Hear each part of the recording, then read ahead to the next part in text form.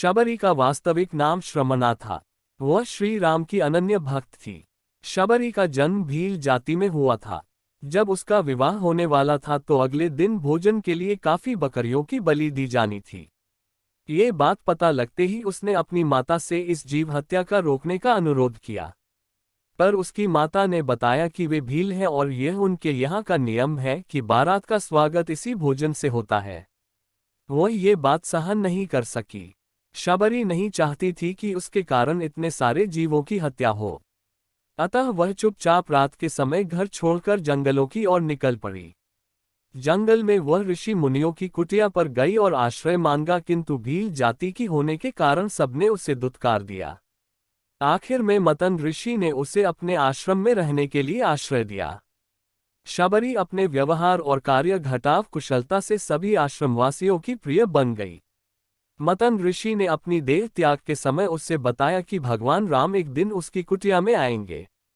वह उनकी प्रतीक्षा करे, वही उसका उद्धार करेंगे। दिन बीतते रहे। शबरी रोज सारे मार्ग और कुटिया की सफाई करती और प्रभु राम की प्रतीक्षा करती। ऐसे करते करते वह बूढ़ी हो चली, पर प्रतीक्षा करना नहीं छोड़ी, क्योंकि गुरु के वचन जो थे।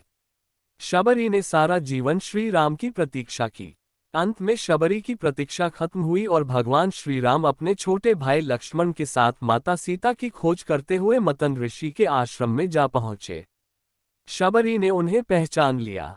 उसने प्रभु श्री रामचंद्र जी का आदर सत्कार किया। शबरी भागकर कंद घटाव मूल लेकर आई। कंद घटाव मूलों के साथ वह कुछ जंगली बेर भी लाई थी। कंद घटाव मूलों को उसने भगवान को अर्पण कर दिया, पर बेरों को देने का साहस नहीं कर पा रही थी। कहीं बेर खराब और खट्टे न निकले, इस बात का उसे भय था। उसने बेरों को चखना आरंभ कर दिया। अच्छे और मीठे बेर वह बिना किसी संकोच के श्रीराम को देने लगी। श्रीराम उसकी सरलता पर मुग्ध थे। उन्होंने बड़े प्रेम से झूठे बेर खाए। शबरी के झूठे बेर श्रीराम को खाते देख लक्ष्मण को बहुत आश्चर्य हुआ, परंतु श्री राम शबरी की भक्ति और सरलता पर पूर्ण रूप से मुग्ध थे। श्री राम की कृपा से शबरी का उसी समय उद्धार हो गया।